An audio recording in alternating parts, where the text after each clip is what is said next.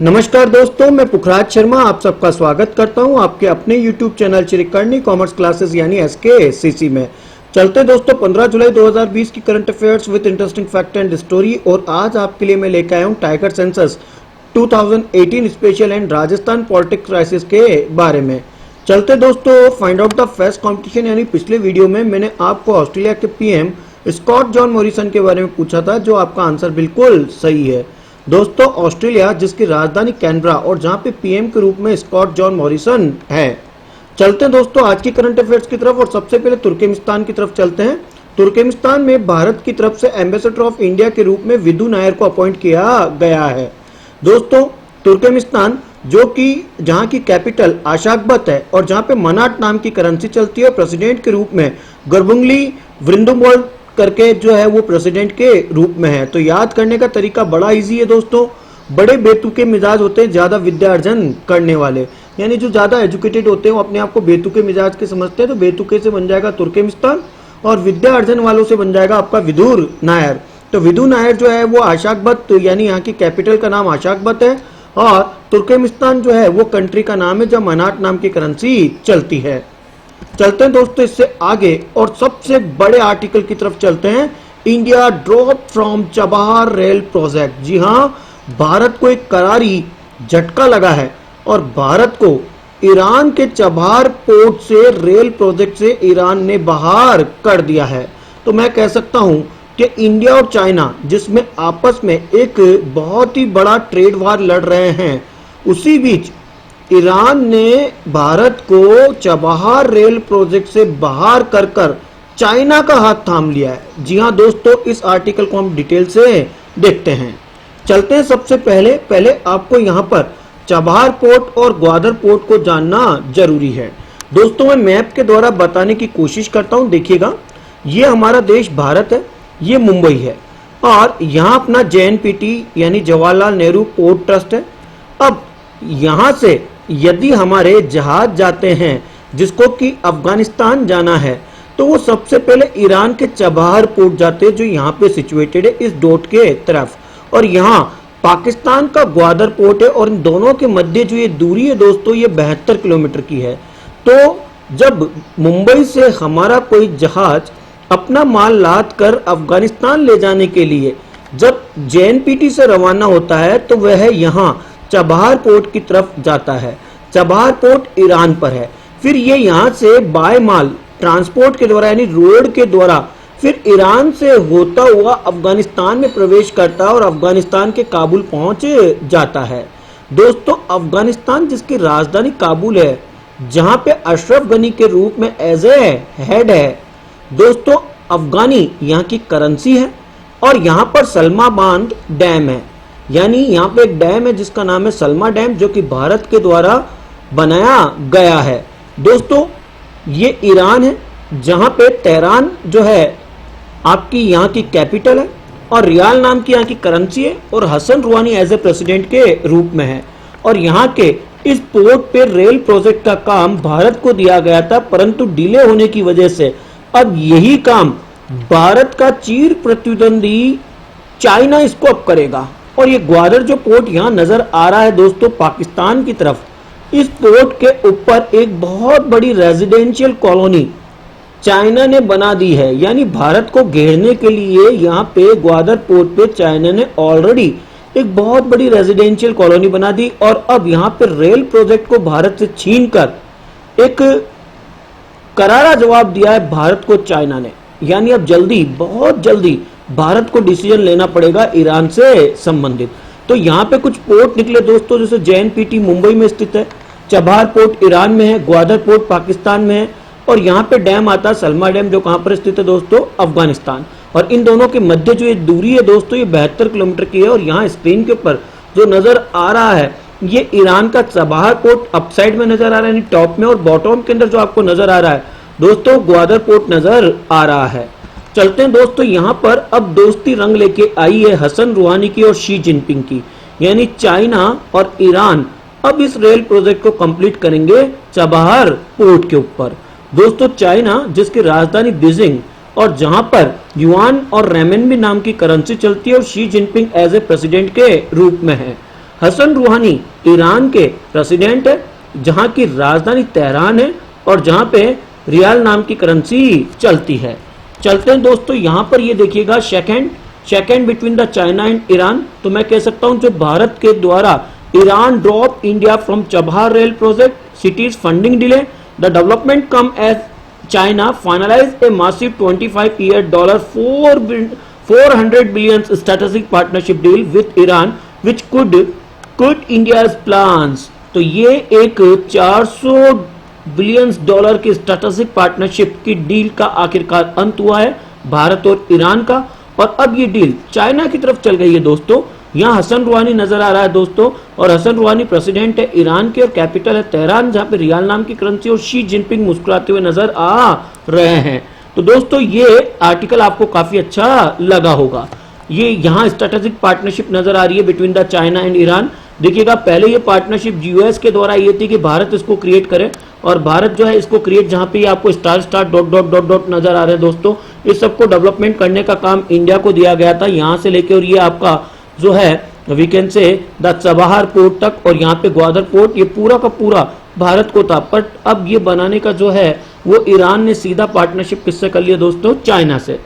चलते दोस्तों इससे आगे, और मैं आपको लेके चलता हूं हमारे रोड एंड ट्रांसपोर्ट और एमएसएमई मिनिस्टर नितिन जी गडकरी की तरफ।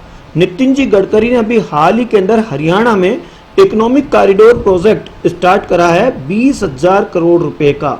दोस्तों यहाँ पर यह जानना जरूरी है, जैसा कि स्क्रीन के अंदर आपको नजर आ रहा है, भारतमाला प्रोजेक्ट के अंदर जो लार्जेस्ट इंफ्रास्ट्रक्चर डेवलपमेंट प्रोग्राम है वो रोड एंड ट्रांसपोर्ट मिनिस्टर के द्वारा चलाया जा रहा है, नितिन जी गडकरी के द्वारा। और यहाँ पे आपको मनोहर लाल खट्टर नजर आ रहे हैं जो कि हरियाणा के सीएम है दोस्तों, और यहाँ पे आपको नितिन गडकरी सर नजर आ रहे हैं जो कि रोड एंड ट्रांसपोर्ट और एमएसएमई मिनिस्टर है, और यहाँ पे हमारे 15वें पीएम नरेंद्र जी मोदी नजर आ रहे हैं। तो एक बहुत बड़ा कॉरिडोर लगभग 20,000 करोड़ का इनॉग्रेट किया गया है एमएसएमई के लिए हरियाणा के अंदर।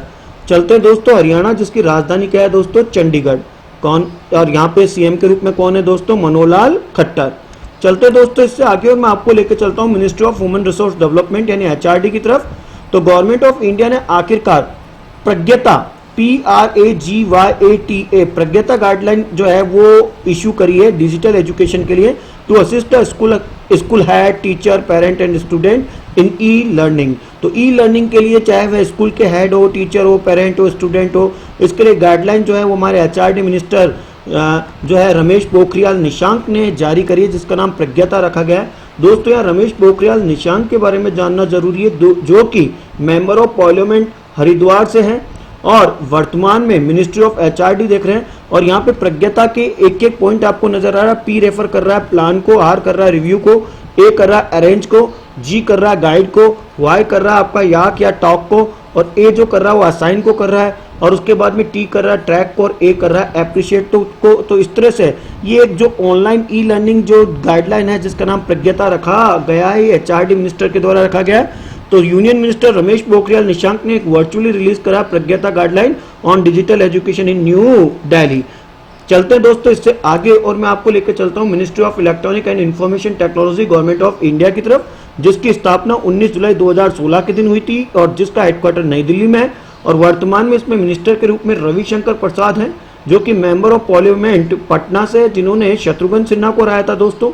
और digital India power to empower के अंदर एक आत्मनिर्भर भारत के तहत जो एक ऐप इनोवेशन चैलेंज था, win excited prize and get feature on leaderboards. तो इसमें पार्टिसिपेट करने वाली जो गवर्नमेंट ने आखिरकार ये मेक इन इंडिया को किक आउट कर दिया है, तो किक ऑफ कर दिया है गवर्नमेंट ऑफ इंडिया के इस ऐप को, इनोवेशन चैलेंज को। ये एक इनोवेशन चैलेंज रखा गया था कि टॉप जो इनोवेटर है वो कुछ इस ऐप के लिए इनोवेटिव चैलेंज ले, जिसके अंदर उसको प्राइज दिया जाएगा। आखिरकार गवर्नमेंट ने किक ऑफ कर दिया मेक इन इंडिया के इस ऐप इनोवेशन चैलेंज को। तो यहाँ पे ministry of electronic and information technology के मिनिस्टर रविशंकर प्रसाद को जानना बहुत जरूरी है, जो कि मेंबर ऑफ पार्लियामेंट यानी एमपी है दोस्तों, और ये बिहार की राजधानी पटना से है। चलते हैं दोस्तों ब्लूमबर्ग बिलियनियर्स इंडेक्स की तरफ। और ब्लूमबर्ग बिलियनियर इंडेक्स जो अभी रिलीज हुई है 2020 के अंदर, उसमें टॉप के ऊपर जेफ बेजोस है जो $184 बिलियन की अपनी संपत्ति लेके बैठे नेटवर्थ, और भारत के Mukesh Ambani world 6 richest persons के अंदर आ चुके हैं दोस्तों। इन्होंने वॉरेन बफेट और लैरी पेज को पीछे छोड़ दिया है और मुकेश जी अंबानी अब $72.4 बिलियन के साथ में विश्व के छठे सबसे रिचेस्ट पर्सन में आए हैं, जो कि प्राउड ऑफ इंडिया की एक बात है दोस्तों। यहाँ पे फर्स्ट, सेकंड, थर्ड, फोर्थ आपको याद होना चाहिए। जेफ बोजेस अमेजन से, बिल गेट्स है, उसके बाद में बर्नार्ड जो है वो अर्नोल्ड और फिर फोर्थ पे मार्क जुकरबर्ग और 6 नंबर के ऊपर आते हैं मुकेश जी अंबानी और 10वें नंबर पे आते हैं एलन मस्क।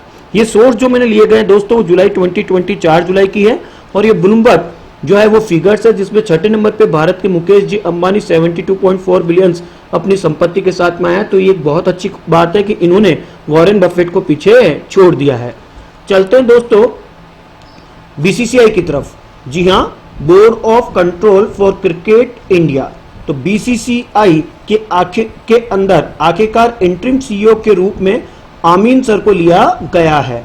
तो हेमांग अमीन को भारतीय क्रिकेट कंट्रोल बोर्ड, जिसे हम बीसीसीआई कहते हैं, ये आईपीएल के मुख्य ऑपरेटिंग ऑफिसर थे दोस्तों और अब इनको बीसीसीआई के अंदर इंटरिम सीईओ का कार्यभार दिया गया है। बीसीसीआई के जो सेक्रेटरी जय शाह है उन्होंने एक ईमेल के द्वारा इसकी जानकारी दी कि अब बीसीसीआई के इंटरिम सीईओ के रूप में हेमांग अमीन सर अपनी भूमिका निभाएंगे।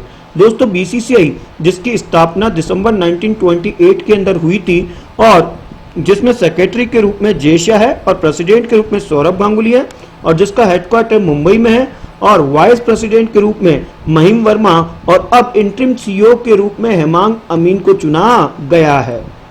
चलते हैं दोस्तों हॉकी की तरफ और जाने माने हॉकी सेटलमेंट अशोक कुमार को मोहन बागान लाइफ टाइम अचीवमेंट अवार्ड दिया गया है। दोस्तों मोहन बागान कलकत्ता का एक बहुत ही पुराना ओल्डेस्ट स्पोर्ट्स क्लब है दोस्तों और मोहन बागान जो क्लब है उसमें प्रेसिडेंट के रूप में स्वप्न साधन बोस है और ये कलकत्ता इसका हेडक्वार्टर है और 18 सेंचुरी 89 के अंदर मोहन बागान एथलेटिक क्लब की स्थापना हुई थी। तो हॉकी के स्टैलवर्ट अशोक कुमार को मोहन बागान का लाइफ टाइम अचीवमेंट अवार्ड चुना गया है। चलते हैं दोस्तों फुटबॉल की तरफ और लेके चलता हूं मैं आपको ऑस्ट्रेलियन नेशनल टीम की तरफ। तो वर्ल्ड कप के विजेता माइल जेंडनिक ने आखिरकार फुटबॉल से रिटायरमेंट की घोषणा कर दी है, जो कि ऑस्ट्रेलिया के राष्ट्रीय टीम के खिलाड़ी रह चुके हैं, वर्ल्ड कप विनिंग टीम के। तो अब जैसा कि आपको स्क्रीन के ऊपर ऑस्ट्रेलिया की जो है वो थीम नजर आ रही है दोस्तों, यहाँ पे देखिएगा कंगारू नजर आ रहा है जो कि ऑस्ट्रेलिया का है और ऑस्ट्रेलिया जिसकी राजधानी कैनबरा और जहाँ पे स्कॉट मॉरिसन एज ए जो है पीएम के रूप में भूमिका निभा रहे हैं और वर्ल्ड कप वेटरन माइल जेंडनिक ने आखिरकार इस्तीफे की घोषणा कर दी है। चलते हैं दोस्तों इससे आगे किताब की तरफ और लेके चलता हूं मैं आपको स्टीफन किंग की किताब की तरफ। स्टीफन किंग ने अभी हाल ही के अंदर एक बुक रिलीज करी है जिसका नाम है इफ इट ब्लिट्स। तो if it blitz is equal to Stephen King. तो याद करने का तरीका बड़ा इजी है कि स्टीफन स्कूल के अंदर जो भी पढ़ते हैं वो सब किंग होते हैं और इफ इट वो ब्लेड लेके जो है स्कूल में जाते हैं, यानी जब भी उनको कुछ कटर शार्पनर नहीं मिलता है तो पेंसिल को किससे छीलते हैं दोस्तों, ब्लेड से। तो इफ इट ब्लिट्स नाम की जो है किताब के लेखक कौन है, तो आपका आंसर होगा स्टीफन किंग। चलते हैं दोस्तों राजनीति की तरफ और राजनीति में मैं आपको लेके चलता हूं भारत के सबसे बड़े राज्य राजस्थान की ओर और राजस्थान में जो पॉलिटिक्स का क्राइसिस है उसको अपडेट देखते हुए चलते हैं, जहां पे सीएम के रूप में अशोक जी गहलोत और अब मैं कह सकता हूं कि भूतपूर्व डिप्टी सीएम के रूप में सचिन जी पायलट हुआ करते थे। उनके बीच में जो एक घमासान हुई थी आपस में खींचातान को लेके, जो आंतरिक कांग्रेस की कुछ पॉइंट की वजह से आपस में दोनों के अनबन थी और इस अनबन को हमने टीवी के ऊपर देखा। इसको हम डिटेल से लेते हैं दोस्तों। तो आखिरकार सचिन पायलट की छुट्टी हुई दोस्तों। सचिन पायलट जो कि प्रदेशाध्यक्ष थे, इसके अलावा डिप्टी सीएम की पोस्ट के ऊपर थे और उनके जो 2 विधायक है दोस्तों उनकी भी छुट्टी कर दी गई है और पायलट की जगह अब गोविंद जी डोटासरा को कमान सौंपी गई है राजस्थान के प्रदेशाध्यक्ष की। तो राजस्थान पीसीसी अध्यक्ष के बारे में जानिए सब कुछ। जो पहले सचिन पायलट हुआ करते थे अब उसकी जगह लक्ष्मणगढ़ सीकर से जो एमएलए है गोविंद जी डोटासरा, जो वर्तमान में एजुकेशन मिनिस्टर है, उनको अब प्रदेशाध्यक्ष की कमान सौंपी गई है राजस्थान की कांग्रेस की तरफ से और ये फैसला दिया है वहां के सीएम अशोक जी गहलोत ने। दोस्तों हमें सब पता है कि सचिन पायलट को कांग्रेस से बगावत करना काफी महंगा पड़ा और सभी पदों से सचिन पायलट को हटाया गया और गोविंद सिंह जी डोटासरा को सौंपा गया राजस्थान प्रदेश अध्यक्ष का जिम्मा। और सचिन जी पायलट को डिप्टी सीएम की पोस्ट से भी हटा दिया गया। उसके बाद चलते हैं दोस्तों, कुछ मंत्री पद से भी काफी जने उथल पुथल हुए हैं, राजनीति में काफी हलचल मची है राजस्थान में। और विश्वेंद्र सिंह जो कि खुलकर दिखाते रहे तेवर, तो गहलोत सरकार से बगावत कर पायलट गुट में शामिल हुए थे और दोनों दिन विधायक दल की बैठक में नहीं पहुंचे और खुलकर तेवर दिखाते रहे हैं। तो अब इन्हें मंत्री पद से हटा दिया गया है। और रमेश मीना जो कि गहलोत के विरुद्ध पायलट के साथ थे और गहलोत सरकार के खिलाफ और पायलट के समर्थन में रहे, और सोमवार और मंगलवार को विधायक दल की बैठक में आप भी शामिल नहीं हुए, तो विश्वेंद्र सिंह और रमेश मीना की भी आखिरकार छुट्टी कर दी गई। और अब जो नई कमान सौंपी गई है दोस्तों, वो गणेश गोगरा और हेमसिंह शेखावत को जोड़ी गई है। युवा कांग्रेस जो राष्ट्रीय छात्र संगठन एनएसयूआई जिसे हम कहते हैं, भारतीय राष्ट्रीय छात्र संगठन, इसके अंदर और युवा कांग्रेस से जुड़े हुए हैं। अब गणेश गोगरा जो है वो नए कमान सौंपी गई है विश्वेंद्र सिंह की जगह, और हेमसिंह शेखावत को नई कमान सौंपी गई है जो कि यूथ ब्रिगेड सेवादल के प्रदेश अध्यक्ष थे और पिछले लगभग एक दशक से सेवादल से इनका जुड़ाव रहा है। अब ये सेवादल का इन्होंने क्या, कांग्रेस सेवादल का इन्होंने क्या लिया दोस्तों, जिम्मा लिया है। अब चलते हैं दोस्तों इंटरनेशनल टाइगर डे की तरफ और लेकर चलता हूं मैं आपको टाइगर सेंसस की तरफ। Black cat don't strip the stripes from the we can say scenery, save the tiger, save our national animal.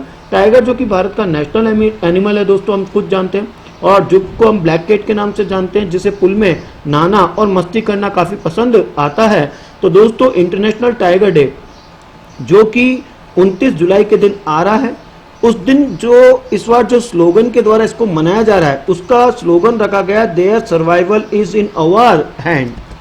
दोस्तों ग्लोबल टाइगर डे जो मनाया गया था सबसे पहले, वो फर्स्ट टाइम 2010 के अंदर सेंट पीटर्सबर्ग टाइगर समिट के अंदर रशिया में मनाया गया था, और जहां पे 13 टाइगर रेंज कंट्री जो है आए थे, जहां पे टाइगर लिविंग रहता है। ये 13 टाइगर रेंज कंट्रीज है जो कि मैक्सिमम एशिया के हैं, और फर्स्ट टाइम इसको जो है वीकेंड से 2020-2022 तक इनकी जनसंख्या को डबल करने का टारगेट लिया गया था, और आखिरकार उस टारगेट के अंदर भारत अभी नंबर 1 के अंदर चल रहा है दोस्तों। चलते हैं दोस्तों 2018 की टाइगर सेंसस। टाइगर सेंसस हमारे यहाँ पे 2006, 2010, 2014 और अब 2018 के आंकड़े आपके सामने हैं, यानी हर 4 साल के अंदर हमारे यहाँ पे टाइगर की सेंसस हो रही है दोस्तों।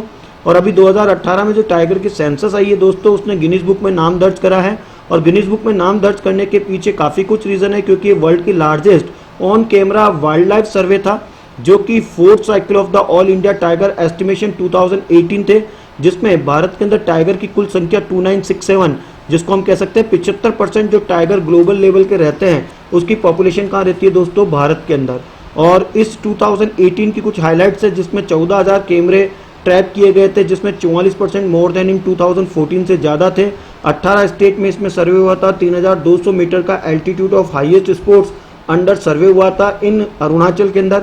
और एक एम स्ट्रिप नाम का एक मोबाइल ऐप दोस्तों बनाया गया है, जो कि टाइगर को बचाने का काम करता है, जिसमें एक छोटी सी चिप लगा दी जाती है, उसके द्वारा टाइगर के रखरखाव का पूरा ध्यान रखा जाता है।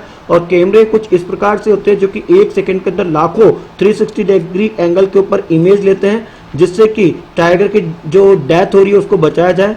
ये कुछ आंकड़े आपके आंखों के सामने हैं, इसको हम डिटेल से देखते हैं दोस्तों। यदि मैं कहूँ 2006 में जहाँ 1411 टाइगर थे, 2010 में 1706 हो गए, और 2014 में ये 2226 हो गए, और अब 2018 की यदि मैं बातचीत करूँ तो 2018 के अंदर 29 जो है वो 76 टोटल ये टाइगर जो है वो पाए गए हैं। यहाँ पे आपको बिग कैट के कुछ नज़र आ रहे हैं दोस्तों, 2006, 2010, 2014, 2018 के, और कुछ ये लैंडस्केप है जहाँ पे कि टाइगर पाया जाता है, जैसे कि शिवालिक हिल है। इसके अलावा आपका गैंगटिक जो है वो प्लेन्स है, सेंट्रल इंडिया एंड ईस्टर्न घाट है, वेस्टर्न घाट है, नॉर्थ ईस्ट हिल्स है, ब्रह्मपुत्र वाला है, सुंदरबन है कलकत्ता के। तो इनका जो ये इमेज दिखाया गया, इसके द्वारा बताया गया कि अब कंटिन्यूस जो हम जिस हिसाब से डिजिटल प्रिकॉशन कर रहे हैं और जितना रखरखाव कर रहे हैं, जितने हमारे नेशनल टाइगर रिजर्व बढ़ रहे हैं, उसके बाद भारत में टाइगर की संख्या में बढ़ोतरी हुई है दोस्तों। और ये आपके सामने पूरे के पूरे डेटा है, जिसके अंदर मैं आपको इस डेटा का यदि एनालिसिस करके बताऊं तो उससे पहले आपको पीएम नरेंद्र जी मोदी और मिनिस्ट्री प्रकाश जी जावड़ेकर और बाबुल सुप्रियो नजर आ रहे हैं, जिन्होंने 4th cycle of all India tiger estimation in New Delhi जो है प्रेस ट्रस्ट इंडिया की एक रिपोर्ट नजर आ रही है दोस्तों। ये पूरा का पूरा ब्रेकअप है जो कि बता रहा है 2006, 2010 और 2014, 2018 के अंदर कैसे ग्रोथ का पिलर बढ़ता जा रहा है। 1411 से 1706, अब 2226 और अब 2967 टोटल टाइगर की सेंसस है, जिसमें से नंबर 1 राज्य के अंदर एमपी आता है, मध्य प्रदेश में 526 और कर्नाटक के अंदर इसकी संख्या 524 है। यदि मैं इसको टॉप 10 स्टेट के बारे में बताऊं कि कौन कौन से स्टेट जो है टाइगर के अंदर जो है इंपॉर्टेंट रोल प्ले कर रहे हैं, तो इसमें आपको नंबर 1 के ऊपर यहाँ एमपी नजर आ रहा है दोस्तों 526, और उसके बाद यहाँ कर्नाटक आपको नजर आ रहा है दोस्तों 524 के अंदर, और उसके बाद में आपको उत्तराखंड नजर आ रहा है दोस्तों। कौन सा नजर आ रहा है? उत्तराखंड। तो ये फर्स्ट सेकंड थर्ड के ऊपर आते हैं। यहाँ 442 है, 442 जो है वो उत्तराखंड में टाइगर्स है, 526 जो है वो एमपी में है, और कर्नाटका के अंदर ओनली 2 ही कम है, 524। तो नंबर 1 आ जाता है। तो इसकी ट्रिक होती है MKU, MKU, एम से बनेगा दोस्तों एमपी, के से बनेगा कर्नाटक, यू से बनेगा उत्तराखंड। तो ये भारत के टॉप 3 राज्य जहाँ पे ब्लैक कैट और टाइगर सबसे ज़्यादा पाए जाते हैं। बातचीत होती है राजस्थान की, तो राजस्थान में 69 टाइगर पाए गए दोस्तों, ये 69। और राजस्थान में टाइगर रिजर्व 3 है जो हम अच्छी तरह से जानते हैं दोस्तों, रणथंभौर, और रणथंभौर के अलावा आपका जो है वो सरिस्का, और सरिस्का के अलावा आपका जो है वी कैन से कोटा वाला, जिसको आप कहते हैं किस नाम से, आई थिंक कोटा वाला, नाम भूल रहा हूँ मैं इसका, तो ये भी इसके अंदर आ जाएगा। तो ये 3 बड़े टाइगर रिजर्व जो है भारत के अंदर है, राजस्थान में सॉरी, जिसमें आपका रणथंभौर टाइगर रिजर्व आ जाएगा, और उसके अलावा सरिस्का टाइगर रिजर्व आ जाएगा, और उसके बाद जो है वो कोटा वाला आ जाएगा जो बीहड़ के अंदर है। वो 3 टाइगर रिजर्व जो है ये है। और उसके बाद यदि मैं यहाँ पे बातचीत करूँ तो ये पूरा का पूरा डेटा आपके सामने 3 करोड़ पिक्स जो टेकन लिए गए थे, जिसकी वजह से गिनीज बुक में नाम दर्ज किया गया था। तो दोस्तों वो कोटा वाले का नाम है मुकुंदरा। तो मुकुंदरा टाइगर हिल, ये 3 जो है सबसे बड़े टाइगर जो है नेशनल टाइगर रिजर्व जो राजस्थान में, रणथंभौर, उसके बाद मुकुंदरा, और एक आपका जो हो जाएगा वो कौन सा हो जाएगा दोस्तों, सरिस्का। उसके बाद चलते हैं दोस्तों find out the first competition. जो आपके सामने नजर आ रहे हैं वो FAO के डायरेक्टर जनरल है, जिनका नाम आपको बताना है, जो चाइना से बिलोंग करते हैं दोस्तों। FAO जिसका full form food and agriculture organisation है, जिसकी स्थापना 16 अक्टूबर 1945 के दिन हुई थी। रोम इटली में इसका हेडक्वार्टर है, और 16 अक्टूबर के दिन वर्ल्ड फूड डे मनाते हैं, लेकिन वर्ल्ड फूड सेफ्टी डे 7 जून के दिन मनाया जाता है दोस्तों। तो आपको find out the first competition में FAO के डायरेक्टर जनरल के बारे में बताना है। और तब तक के लिए पुखराज शर्मा को इजाजत दीजिएगा दोस्तों। जय हिंद, जय भारत।